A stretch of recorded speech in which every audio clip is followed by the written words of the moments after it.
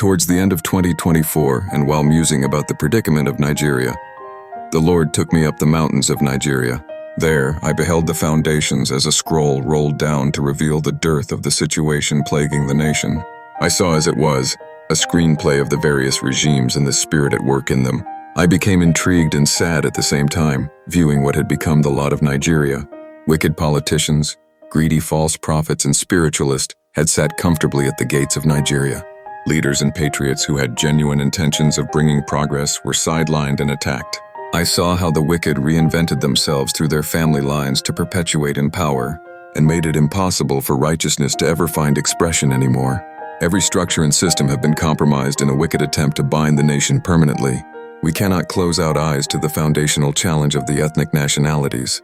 Politicizing it either will not help the present predicament. At this point, I began to cry out to the Lord as the only hope of Nigeria. The burden of the word of the Lord against Nigeria.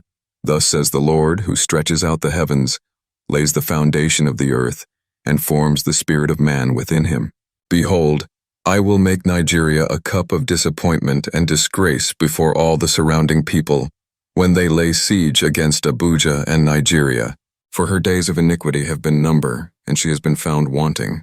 For the men who sat at the gate and said Nigeria is their pot, and the people their meat.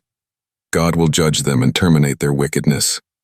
The day of Nigeria's freedom had come, flowing out of the springs of Benin City from where injustice and wickedness was carried out.